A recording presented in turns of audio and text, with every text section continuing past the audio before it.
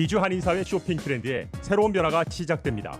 미주 한인들을 위한 아마존 스타일의 홈쇼핑이 탄생했습니다. 최신 트렌드에 맞는 발빠른 상품 업데이트로 언제든 최신 상품의 쇼핑이 가능하고 까다롭고 엄격한 제품 선정을 통해 최상의 품질을 보장합니다. 인터넷이 어렵다고요? 친절하고 전문적인 고객 서비스에서 상담부터 결제까지 도와드립니다. 로그인 필요 없이 복잡한 주문 프로세스를 모두 없앴습니다. 이제 한국 제품 미국 내 쇼핑은 한국 홈쇼핑이 최고입니다.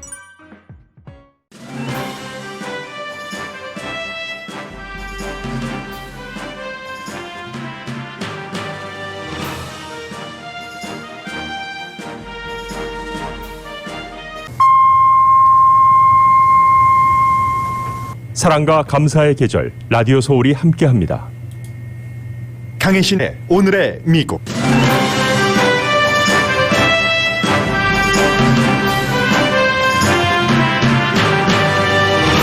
질병통제국이 곧 혼돈 중인 마스크 착용 여부에 대한 가이드라인에 대해 구체적으로 밝힐 것으로 예상됩니다. 코로나 바이러스 관련 어린이 세금 공제 혜택 체크는 6월 15일부터 개인 은행 구자로 입금됩니다.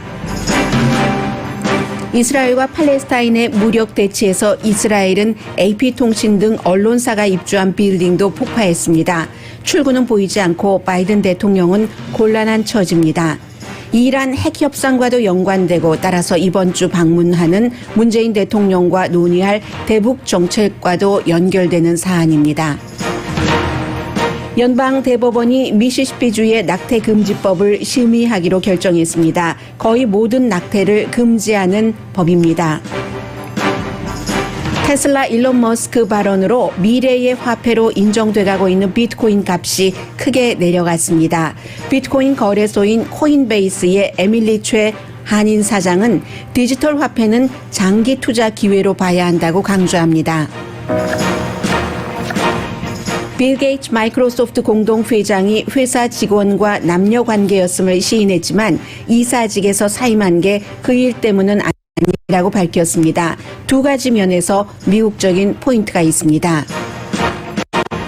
트럼프 전 대통령을 수호신처럼 보호했던 프랭클린 그레이엄 목사가 트럼프 전 대통령이 2024년 대선에 출마하기 힘들 것이라고 말했습니다.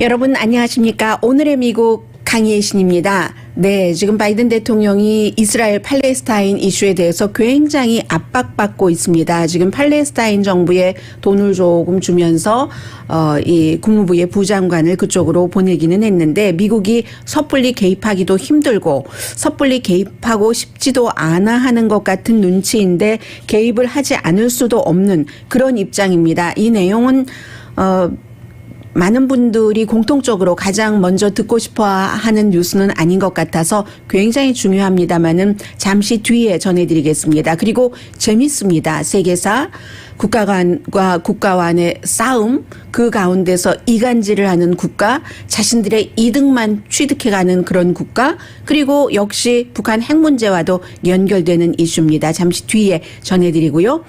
주말에 어떠셨습니까, 여러분들? 질병통제국에서 백신 접종을 받으신 분들은 두 번 다 마스크를 쓰지 않고 밖에도 나갈 수 있고 실내에도 갈 수 있고 하니까 교회에 가셨을 때 뭐 편하셨을 수도 있고 그러나 부분적으로 아니 저 사람 마스크 안 썼는데 백신 접종은 받고 또 충분한 기간이 지난 건가? 이런 생각을 하셨던 분들도 굉장히 많으실 것 같고요.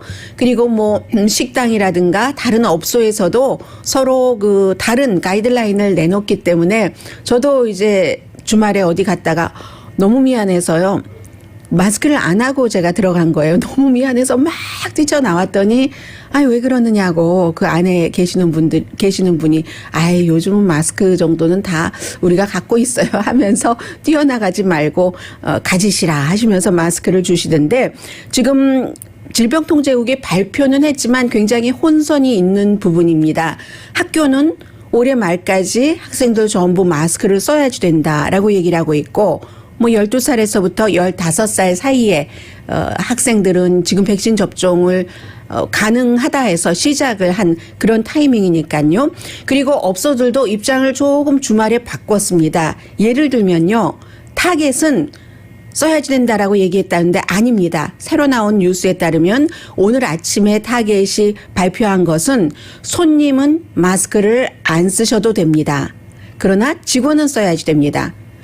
누가 백신 접종을 받았는지 안 받았는지 확인할 수 없으니까 직원들은 이제 보호를 한다는 그런 차원이겠죠. 스타벅스도 이렇게 얘기를 했습니다. 로컬 법이 쓰라고 하지 않으면 마스크를 쓰라고 하지 않으면 옵션이다. 그러니까 스타벅스 들어가실 때는 마스크 안 쓰셔도 된다는 거예요. 타겟도 마스크 안 쓰셔도 된다는 얘기입니다.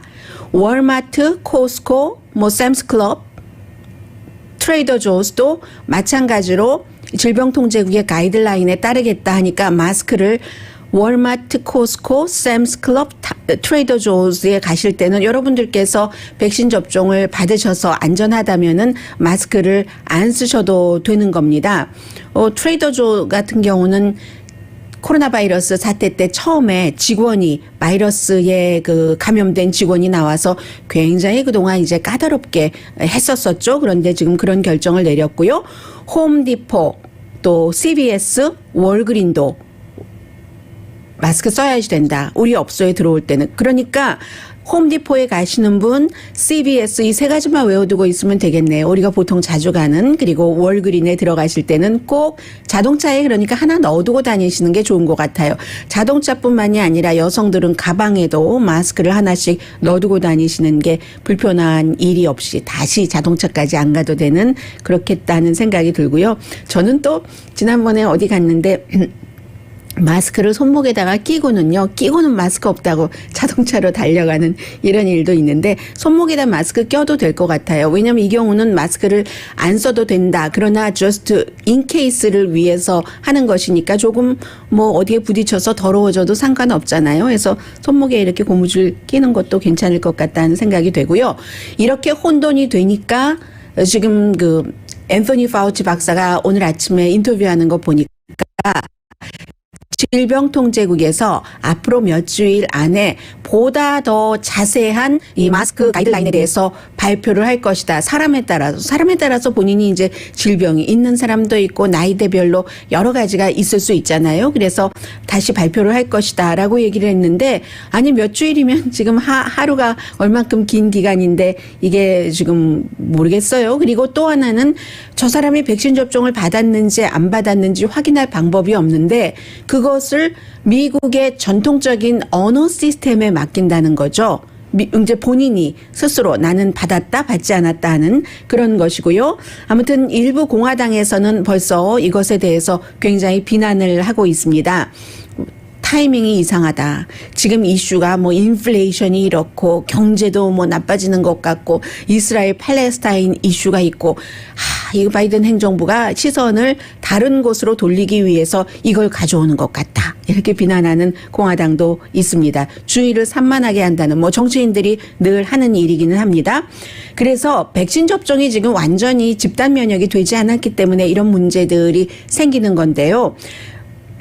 사람들에게 물어봤습니다. 백신 접종을 받지 않는 사람들에게 이유가 뭐냐 하고 물어봤더니요. 이제 여론조사를 한 거죠. 이유가 뭐냐 하고 1,061명에게 4월 23일부터 25일까지 물어봤어요. 4월 23일부터 25일까지 하고 또 5월 7일부터 9일까지 이제 두 번의 여론조사를 거쳤는데 어디냐면은 악시오스가 이제 주로 한 겁니다. 해리스 폴과 같이 여론조사 많이 하는 기구죠. 했더니 사람들이 가장 많이 걱정하는 게 이 혈전, 에스트라제네카나 아니면 존슨앤존슨에서 아주 적게 있었던 이것을 걱정한다는 사람들이 60%나 됐고요. 여러 가지를 다 걱정하는 사람들이 많아요. 그 다음에는 이제 이 독감과 같은 단기간으로 독감과 같은 증상. 이거는 사실은 첫 번째 혈전의 경우는 아주 드물게 나오는 것이기 때문에 확률이 낮은 것이고 그러나 코로나 바이러스 백신 접종을 받고 왠지 독감 접종을 받은 것과 같다. 이런 증상은 느끼시는 분들이 많습니다. 죽을 수도 있어. 아니면 편두통 또 혈압이 올라가, DNA가 변할 거래, 아니면은 내가 불임이 될 거래, 뭐 이런 형태로요, 암에 걸린대, 이렇게 생각하는 사람들이 굉장히 많다는 얘기입니다. 나이에 따라서 이제 더 심각하게 그 고려하는 부분이 많아서요. 젊은 사람들 같은 경우는 불임을 걱정을 하고, 나이 드신 분들은 이제 또 다른 것들을 걱정을 하고 있습니다. 뭐 고혈압 같은 거죠. 편두통 같은 그런 걱정을 하고 있어서 존스 홉킨스가 제일 처음에 이 코로나 바이러스 케이스 같은 것을 조사를 하기 시작했었던 곳이잖아요. 거기서 이제는 어떤 것을 조사를 하기 시작하냐면은 코로나 바이러스에 대해서 가짜 뉴스를 퍼뜨리는 이런 것을 조사하고 우리가 데이터를 가질 필요가 있다 해서 이제 그렇게 한다고 하고요. 그런데 실제로 이 코로나 바이러스 백신 접종을 맞고 나서 부작용을 느끼시는 분들도 계십니다. 주말에는 영국의 그 에릭 클랩튼이, 그 기타 잘하고 노래 잘하는 에릭 클랩튼이 본인이 에스트라제네카를 맞고 처음에 맞았을 때도 그랬고 두 번째 맞았을 때도 그랬고 손가락이 움직이질 않아서 내가 다시 연주를 할 수 있는가, 무대에 설 수 있는가를 굉장히 걱정했다고 하면서 이 사람은 그 백신에 반대하는 노래까지 만들었잖아요. 뭐 다른 음악인들과 마찬가지로 그렇게 개인에 따라서는 조금 심하게 느끼는 경우도 있지만 죽음까지 이르는 경우는 별로 없고 그리고 그것도 이제 다른 그 어떤 질병과 연관돼서 그렇고 뭐 부작용보다는 작용이 많으니까 백신 접종을 받는 것이 나와 다른 사람에게 좋다는 것이 아주 그 전반적인 전문가들의 의견인 것 같고요. 그리고 이제 이것과 관련해서는 1조 9천억 달러가 코로나 바이러스로 인한 그 경기부양책 나온 것에 가신데 거기서 어린이 자녀 세금 공제 혜택이 있죠. 그런데 이 세금 공제 혜택은 나중에 세금 보고 할 때 하는 것이 아니라 매달 페이먼트로 여러분들께 드리잖아요. 뭐 이것은 뭐 큰 뭐 무슨 수입 이런 것 크게 따지지는 않고 해서 이 6월 15일부터 은행 어카운트로 입금이 된답니다. 5살까지는 한 달에 $300, 6살부터 17살까지는 $250 해서 뭐 $3,600, $3,000 뭐 그렇게 되죠. 3,900만 가정, 사람이 아니라 미국의 3,900만 가정의 혜택이 되는데 미국 어린이의 88%랍니다. 먼슬리 페이먼트로 받게 되시는 거예요. 그래서 이제 두 분 그 부모님이 2명 자녀가 있는 경우는 뭐 한 $7,200 정도 1년에 연방정부에서 체크를 받게 되시는 건데 6,500만 명의 어린이에 해당이 되고요. 그 목적 자체는 이 코로나 바이러스로 여러 가지 직업이라든가 이런 데에 불안정한 면이 있기 때문에 어린이들이 굶어서는 안 된다. 미국이 그 정도는 할 수 있다 하는 뜻에서 연방정부가 지금 하고 있는 거고요. 그리고 이제 또 하나 코로나 바이러스가 아직도 끝나지 않았다 하는 것을 개인들이 그 방심하면 안 되는 뉴스가 일본에서 나왔습니다.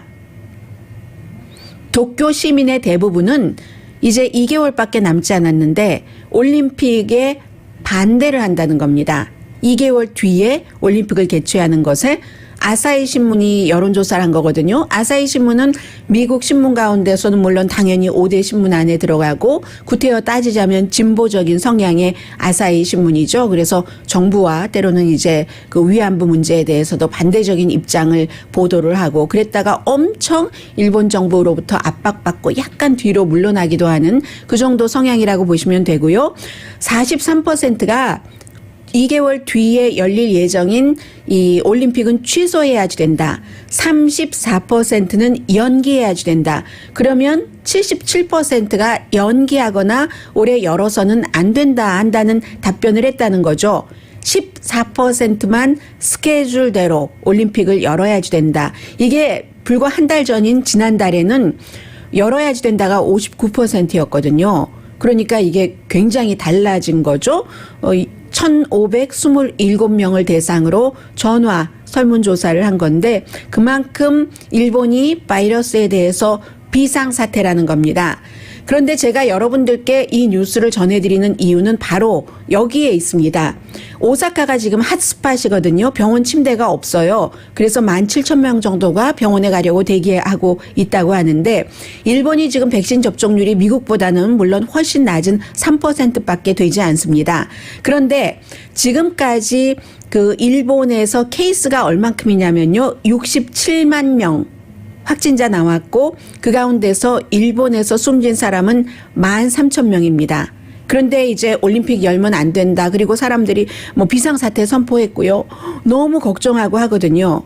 그럼 미국과 비교를 해보면 그 일본이 인구가 1억 3천만 명은 조금 안 돼서 뭐 1억 2,600만 명 이 정도 됩니다. 약 1억 3천만 명이라고 하면은 미국 인구의 뭐 3분의 1이 조금 안 되는 거예요. 그냥 계산하기 쉽게 3분의 1이라고 하고 그렇게 할 때 케이스가 67만 케이스고 사망자가 13,000명이면 미국과 인구가 같다고 생각하면 얼만큼 나와야지 되냐면은 미국에 지금 1,300만 명이 확진이 되고 60만 명이 약 60만 명이 사망했으니까 미국과 같이 인구 대비로 하면은 지금 일본의 케이스가 67만 명이 나왔는데 400만 명 정도는 나와야지 되는 겁니다. 사망자가 미국과 인구 대비로 볼 때는 13,000명이 지금 일본에서 사망했는데 미국과 대비하자면 20만 명은 나와야지 되는 겁니다. 13,000명 사망했어요. 그런데 지금 일본의 사태를 보면서 사람들이 다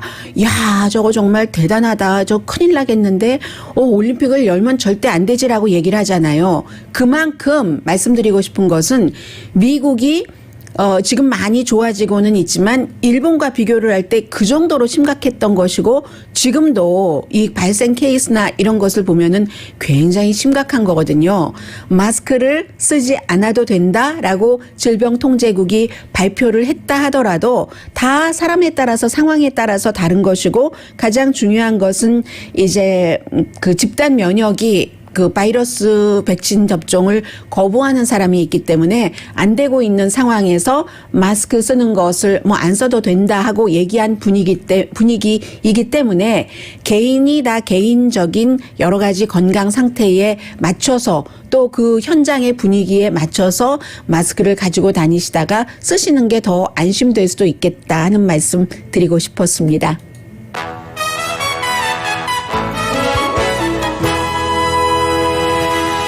오늘의 미국은 전문가가 추천하는 이민법, 가정법 전문 재인정 종합법률사무소, 미주류 언론과 유명 인사들을 감동시킨 미주 판매 1위 카후나 마사지 체어, 한인 기업의 자랑 카후나 마사지 체어, 코지다운 갤럭시 거위털 이불은 잠이 솔솔 오게 하는 기능성 거위털 이불, 거위털 이불 전문회사 코지다운, 언제 어디서나 내 맘대로 골라보는 한국 TV, 한국 쌍방울이 만든 최고의 KF94 방역 마스크 트라이를 미주 최초로 출시한 한국 홈쇼핑 공동펀입니다. 잠시 뒤에 정말 중요한 이스라엘 팔레스타인 이슈 전해드립니다.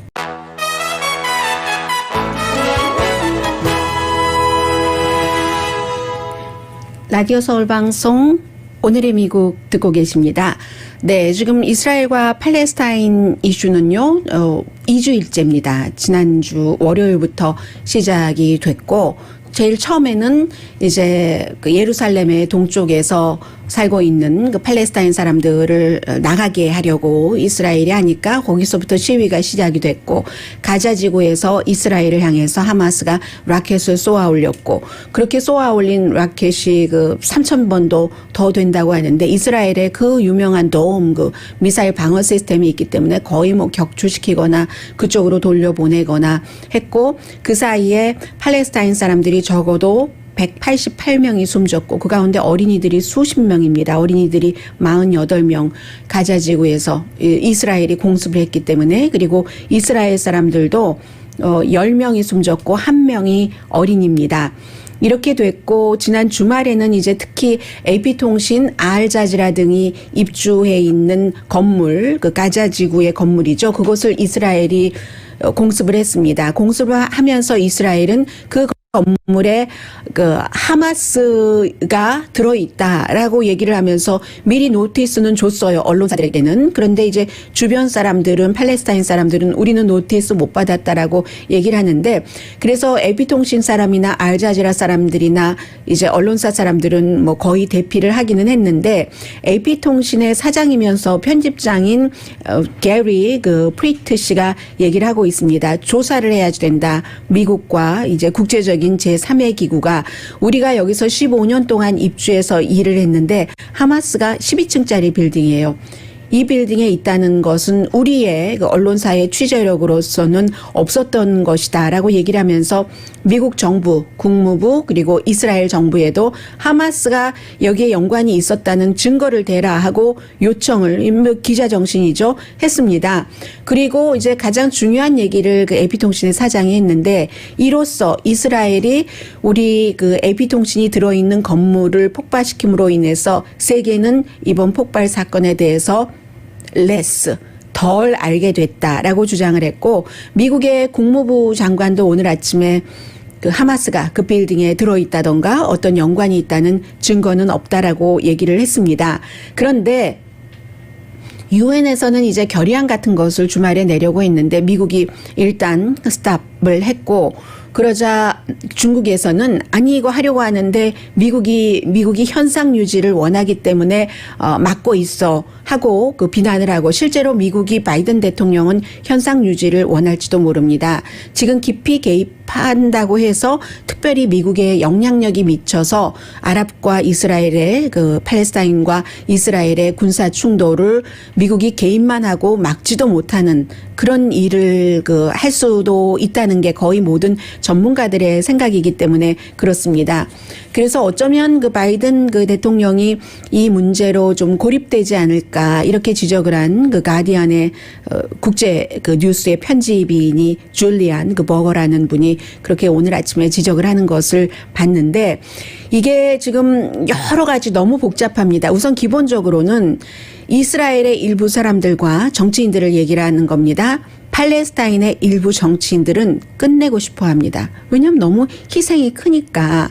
그래서 속으로는 그 예를 들어서 파타당이죠. 팔레스타인의 아주 급진적인 그런 그 하마스가 있는데 하마스 당이 있는데 파타당이 지금 그 무하마드 아바스 대통령이잖아요. 2005년부터 대통령을 하고 있고 대통령 자리를 유지하고 싶어 하고 그런데 이 파타당은 끝내고 싶어 하는 겁니다.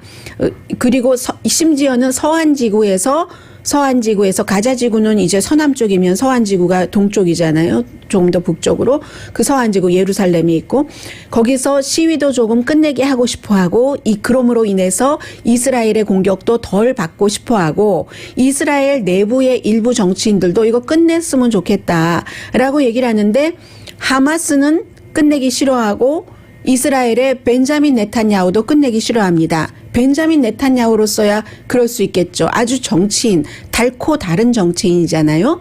이 벤자민 네탄야후는 좀 이상적인 이스라엘의 그 정치인, 과거의 정치인이라기보다는 정말 정치인이에요. 직업 정치인.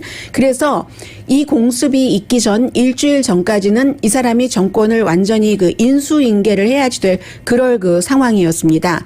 지금 저 하마스가 라켓을 쏘고 우리가 대응을 하고 하니까 이스라엘 사람들이요. 하마스 저 인간들 한 놈도 남겨놓지 않고 다 쏘아 죽여. 그럴 때까지 우리가 좀 피해를 봐도 괜찮겠어. 이스라엘의 지금 우파의 국민성이 그런 형태의 그림 색깔로 표현을 하자면 그런 정도의 색깔이거든요. 그리고 벤자민 네탄야후도 내가 권력을 유지하니까. 하마스는 하마스 나름대로 자신들의 많은 결점 같은 것을 이스라엘 쪽으로 다 그냥 미움을 그쪽으로 다 쏟아버리게 하면서 라켓을 지금 하고 있는 것이고요. 두 나라에서는 그렇게 되고 지금 벤자민 네탄야후는 공습 끝내지 않겠다라고 하는데 이게 이스라엘과 팔레스타인만의 문제가 아니라는 거죠.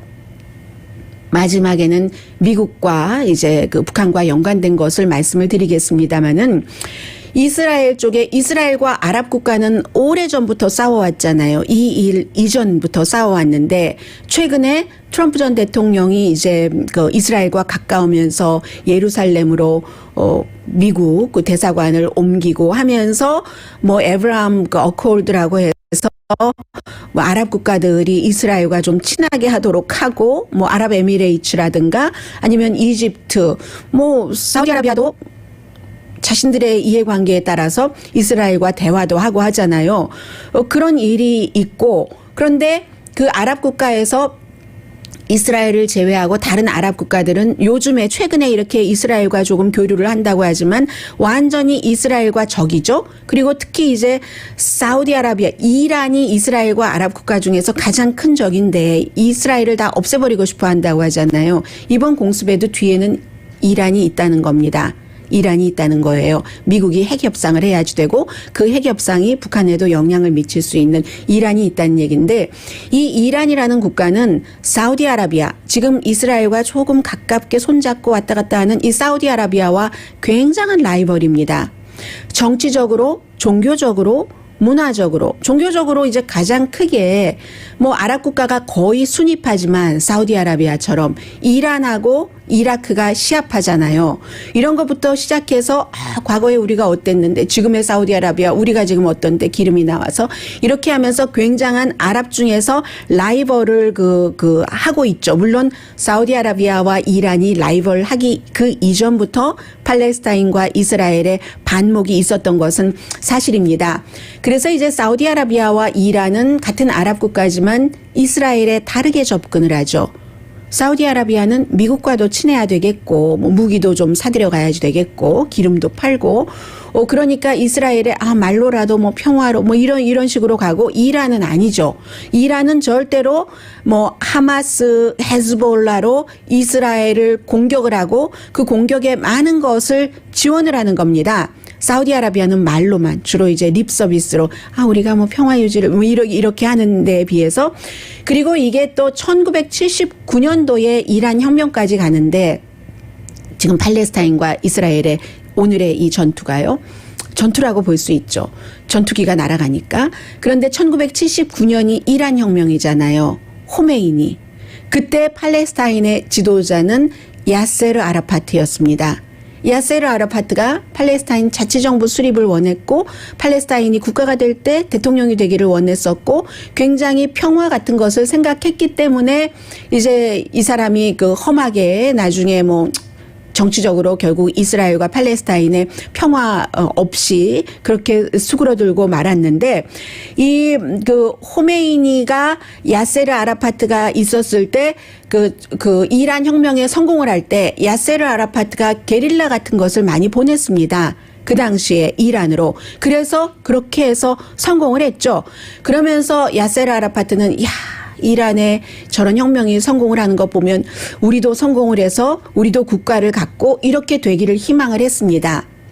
그런데 호메이니는 팔레스타인에 이란처럼 더 강하게 종교적으로 막 이렇게 하고 할 것을 원했고 야세르 아라파트는 그걸 싫어했어요. 그러면서 이 두 사람은 몇 년 사이에 조금 관계가 흐트러졌고 이란인이 볼 때는 호메이니가 볼 때는 팔레스타인 저 전투 게릴라들이 술만 먹고 말 그대로 술만 처먹고 처마시고 뭐 이렇게 종교도 우리처럼 심각하게 안 하고 이런다는 거예요. 그럼 팔레스타인 게릴라들이 볼 때는 저놈의 이란은 너무 종교에만 집착을 해. 이렇게 하면서 결국은 이제 서로 이렇게 조금 멀어지고는 있는데 그 사이에 이제 팔레스타인이 무하마드 아바스가 2005년부터 집권을 하게 됐고 아랍 국가는 계속 뭐 아랍은 형제다 하는데 이렇게 트럼프 전 대통령이 들어와서 아랍 국가들을 이스라엘에 조금 다리를 놓음으로 인해서 아랍 국가들은 어디든 공격을 당하면 우리가 다 공격당한 것처럼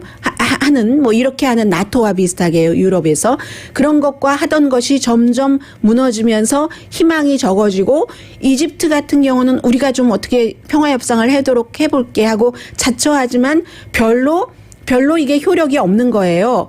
그래서 어쩌면 팔레스타인이 볼 때는 이란이 무기도 지원하고 여러 가지를 하니까 우리의 마지막 동맹인지 몰라. 왜냐하면 이란은 이스라엘과 완전히 숙적이니까 라고 하지만 절대로 이란조차도 같은 아랍 국가들끼리도 자신 국가들의 이익만 생각한다는 겁니다.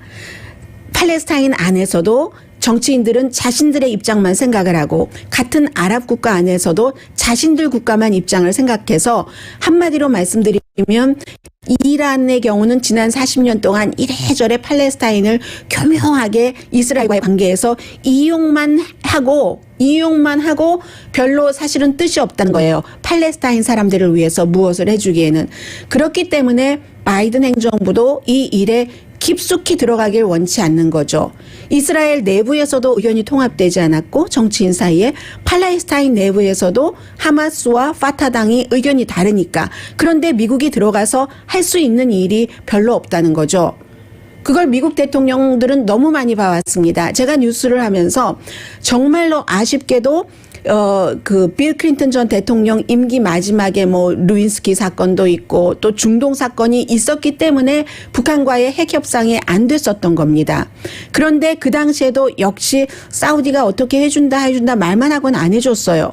그리고 나서 오바마 시대에도 이렇게 잘 하려고 봤더니 팔레스타인의 하마스의 목적이 국민들이 평화롭고 편안하게 사는 것보다는 자신들의 목적인 거예요. 그래서 성공하지 못했고 트럼프 전 대통령의 경우는 빌 클린턴과 오바마는 뭐 중동 평화라는 큰 목적이 있었지만 트럼프 전 대통령의 이스라엘 팔레스타인을 대하는 목적은 자신의 정치적인 목적이었습니다. 미국 내의 복음주의자들을 만족시키기 위해서 그들은 무조건 이스라엘 편이니까 하느님이 점지하신 그 땅, 그 국민 해서 이스라엘 편이었으니까 이스라엘 편만 들다 보니까 이게 또 팔레스타인과 간격이 생겨서 여러 가지 힘들어져서 바이든 그 대통령이요. 주말에 두 가지를 한 겁니다. two faces. 한 페이스는 공개적인 얼굴은 이스라엘은 그 팔레스타인 쪽에서 날아오는 그 로켓의 공격으로부터 자국을 방어할 권리가 있다라고 얘기를 했지만 또 다른 페이스로는 팔레스타인에 부장관을 보냈거든요. 33억 달러를 들여서. 트럼프 전 대통령 시절에 이스라엘 지원하고 하는 것 안 했었잖아요. 그 돈, 그걸 들여서 보내기는 했는데 이스라엘과 팔레스타인 내부에서 여러 가지가 평화협상에 의지가 없고 아랍 국가들도 눈치만 보면서 자국의 이익을 따지는 이때에 과연 미국이 무엇을 할 수 있는가. 미국으로서는요. 이게 이스라엘 편들기도 애매한 거예요. 왜냐하면 이란이 지켜보고 있잖아요. 이란은 사우디아라비아와 아랍 국가에서 라이벌이지만 그 다음에는 이스라엘이잖아요. 이스라엘을 향하고 있는데 바이든 대통령이 이스라엘 쪽에 뭔가 잘해주는 것을 볼 수가 없죠. 눈 뜨고. 그렇게 하면서 이란과의 핵협상을 이룬다고 말이 안 되지라고 하니까 바이든 대통령으로서는 굉장히 지금 어정쩡한데 그리고 이 상황에서 이제 그 100명의 미국의 연방 상원 의원 가운데 28명이 뭔가를 해야 된다. 바이든 행정부가 강하게 나서라 하는데 성과 없는데 어떻게 깊이 발을 디딜 수가 있겠는가. 그럼 지금은 욕을 안 먹어요. 발을 디뎠다고. 뭔가 구체적으로 좀 행동을 했다고. 그러나 그것이 오히려 역효과를 내고 이란 핵 협상조차 이뤄내지 못했을 때는 바이든 행정부는 첫 번째 비상 국제 위기 시기인 이스라엘 팔레스타인 이슈에서 실패하고 마는 거죠. 그리고 이 이란의 그 핵 협상은 제대로 되느냐 되지 않느냐를 누가 가장 지켜보고 있겠어요? 북한이 보고 있죠. 21일 이번 주 금요일에 문재인 대통령이 옵니다. 문재인 대통령이 와서 바이든 대통령이 취임하자마자 기자회견에서 했었던 이 얘기가 있어요. 북한과 핵 협상에 대해서 아주 너무 급하게 다가가지도 않고 아예 외면하지도 않겠다. 그런데 이게 아주 묘하게 지금 중동 문제에 신경을 너무너무 써야 하는 타임에 문재인 대통령이 방문을 하기 때문에 그 정상회담의 그 정치인으로서는 그다지 운이 좋은 편은 아니죠. 클린턴 그 전 대통령 시절에 마지막에도 중동 사태가 터졌기 때문에 매들린 올브라이트까지 북한에 보냈었고 빌 클린턴 그 대통령이 방문을 하는가? 물론 트럼프 전 대통령이 방문을 하려고 했었던지 만약에 갔다면 그런 것과는 조금 다른 겁니다. 빌 클린턴 전 대통령의 방문은 그게 완전히 안 돼버린 거예요. 올브라이트가 빌 클린턴이 방문할 수 있는가 없는가 보기 위해서 갔다고 하잖아요. 그런데 이 중동 문제 때문에 이번에도 또 이 며칠 안에 이 문제가 해결될 것 같지 않거든요. 해서 바이든 대통령이 말씀드린 것처럼 이란이 그 안에 끼어들어가 있기 때문에 지금 팔레스타인 하마스를 조장하고 도와주고 돈으로도 뭐 무기로도 하고 있기 때문에 이란 핵 협상 때문에 오히려 더 좋을 수도 있고 문재인 대통령으로서는 그걸 계산을 해야 되겠죠. 그러니까 이렇게 해서 이렇게 해야지 된다 하는 안까지를 가지고 오면 뭐 더 할 수 없이 좋은 일이고 아니면 너무 그쪽에 포커스가 가서 이게 조금 힘들어질 수도 있겠다 하는 뜻에서 이 팔레스타인 이스라엘 문제는 정말 여러 가지로 힘든 겁니다. 이란이 책략을 부린다고 생각하는 사람들이 많아요. 이스라엘과의 그 관계에서 주변 국가들이 이스라엘과 조금 친해지고 하면서 불만이 너무 많고 하니까 그렇다 하는 얘기도 있고요. 이란은 정말로 만만하게 볼 나라가 절대로 아닙니다.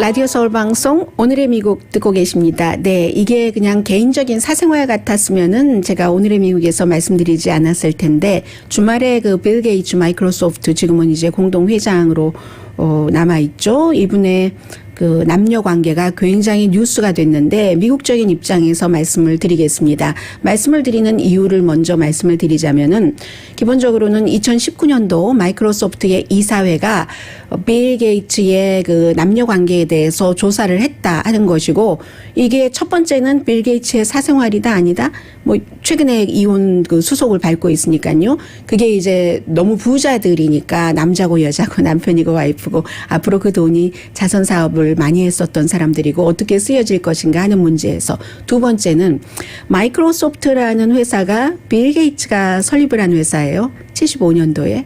이 사람이 그 하버드 대학교를 중퇴했잖아요. 그리고 설립한 것뿐만이 아니라 얼마나 엄청나게 키웠어요. 키우는 동안에는 뭐 다른 회사 것을 카피를 했다. 그 스티브 잡스와 말하자면 스티브 잡스 살아 있었을 때 같이 그 테크놀로지 분야에서 견줄 수 있었던 그런 사람인데 뭐를 훔쳐갔다. 마이크로소프트가 스티브 잡스 것을 뭐 이런 얘기도 많이 있었지만 그 뒤에 성공한 뒤에는 뭐 휴대폰 같은 거는 망하기도 했고 그런 것을 겪으면서 마이크로소프트의 이제 그 나름대로의 것을 지금까지 키워온 사람이잖아요.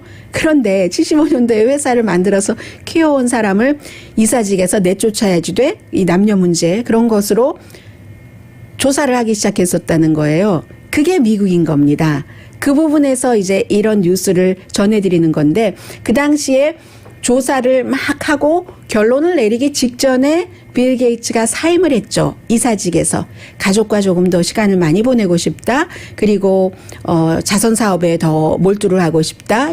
이 재단, 빌 게이츠, 멜린다 게이츠 재단이에요. 그러면서 같이 그 친구인 그 버크셔 해서웨이, 워렌 버핏이 있는 그곳의 이사직에서도 내려왔었습니다. 그런데 지난 주말에 그런 이사회가 여러 가지 그 조사를 한 것이 마이크로소프트의 엔지니어와 이 빌 게이츠가 결혼 생활 도중에 문제가 있었다. 러브 어페어가 있었다는 얘기예요. 로맨틱한 관계가 있었기 때문에 엔지니어와 성관계를 가졌다. 그리고 이 엔지니어가 그걸 밝혔어요. 내가 그랬었다 하면서 뭐 나 다른 포지션으로 옮겨달라. 이 빌 게이츠에게 그런 게 아니라요. 그렇게 얘기를 하면서 그게 밝혀졌는데 그게 언제적 일이냐면은 한 20년 전 일이라고 하거든요. 그런데 2019년도에 이 마이크로소프트의 이사회가 조사를 했으니까 미국이라는 나라가 그 회사적으로 이런 얘기를 하는 게 그 회사 내부에서는 직장 상사와 직장 그 부하 직원과의 그 관계, 이게 남자 여자가 어떻게 그 포지션이 바뀌었던 그런 것을 해서는 안 된다는 게 여기서 나오는 겁니다. 20년 전의 일이었다는 거예요. 그 케이스는. 그 다음에도 케이스가 물론 있다고 보는 것 같아요. 뉴욕타임스가 보면, 보도한 거 보면은. 그래서 이 문제를 먼저 보도하기는 뭐 월스트리트저널인데 지금은 뉴욕타임스가 더 자세히 보도를 하고 있고요. 해서 그 문제를 20년 전 거를 이게 이 사람이 이사로 남아있기 우리 회사의 여러 가지로 볼 때 적절하는가 적절하지 않은가 발표하기 직전에 이제 그 마이크로소프트의 빌 게이츠가 이사직에서 사임을 했다는 거고 그러면서도 빌 게이츠가 성명서를 통해서 발표를 했습니다. 지금 많은 거짓 뉴스들도 나오고 있는데 내가 그 사임을 하긴 했지만 그 이유 때문에 사임한 건 아니다. 20년 전의 일이 아니냐라고 하는데 우리는 알 수 없죠. 그 사실에 대해서는 이런 뉴스들이 나와서 기자들이 열심히 취재를 하고 있고요. 뉴욕타임즈가 보도한 것을 보면은 그게 한 케이스가 아니라 이 빌 앤 멜린다 게이츠 재단이나 마이크로소프트 회사에서 무슨 회의 같은 걸 하잖아요. 컨퍼런스도 하고 회의하고 할 때 빌 게이츠로부터 이메일을 받았던 여성들이 많다. 뭐 증언을 통해서 보도를 하는 건데 저와 같이 저녁 식사하시겠어요? 그게 불편하거나 마음에 내키지 않으시면 없었던 일로 프리텐드 하는 것 괜찮아요 하고 한 여성은 내가 정말 그런 걸 받았는데 그래서 없었던 것처럼 프리텐드 했었다 하는 것이고 사람들은 이 빌 게이츠가 하는 것이 세련되지 않았다. 그리고 접근하는 것이 이런 얘기를 하고 이것이 이혼 사유였는지 우리는 사생활에 대해서는 관심을 가질 필요가 없지만 이 사람들의 그 돈 때문에 이렇게 되는 것이라고 다시 한번 말씀드리고요. 그래서 27년 결혼 생활을 이혼을 한다고 했고 근데 이제 제프리 앱스틴 이 케이스도 더 조사가 돼야지 되겠죠. 지금까지는 제프리 앱스틴이라는 어린 그 미성년자들을 뭐 아주 유명하고 돈 많은 사람들에게 소개해주고 물론 이 제프리 앱스틴이라는 사람이 돈을 불리는데 재간이 많고 너무 아는 것이 많아서 몇 시간을 얘기를 해도 뭐 수학 천재라고 얘기를 하잖아요. 그랬었다고 해요. 감옥에서 뭐 자살한 것으로 알려진 제프리 앱스틴을 빌 게이츠가 만났는데 그때 만났을 때는 다른 사람들과 늘 같이 만났고 빌 게이츠 재단에 많은 돈을 가져다 주기 위해서 만났다. 지금까지의 빌 게이츠의 주장이에요. 그런데 제프리 앱스틴과 헤어지게 된 건 안 만나게 된 건 MIT인가 어딘가 이제 빌 게이츠가 기부를 하게 됐는데 그것을 중간에 제프리 앱스틴이 내가 다 하게 해서 한 거다 이런 식으로 얘기를 했대요. 그래서 빌 게이츠가 기분 나빠서 그때부터는 안 만났다고 하고 멜린다 게이츠는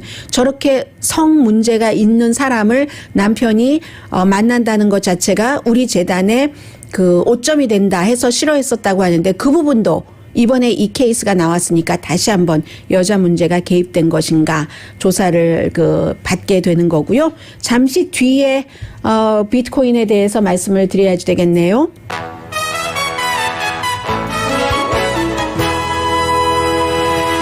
라디오 서울 방송 오늘의 미국 듣고 계십니다. 네, 그 테슬라의 일론 머스크가 이제 지난번 한 열흘 전부터 계속 이런 일들이 있었어요. 뭐 비트코인뿐만이 아니라 너기 코인이라는 것도 그 세러데이 나이트 라이브 저녁 그 쇼에 나와서 뭐 열심히 언제는 홍보하더니 또 별로인 것 같다 해서 24시간 동안 뭐 9.7%가 내려갔었고 그런데 너기 코인은 워낙 싸서요.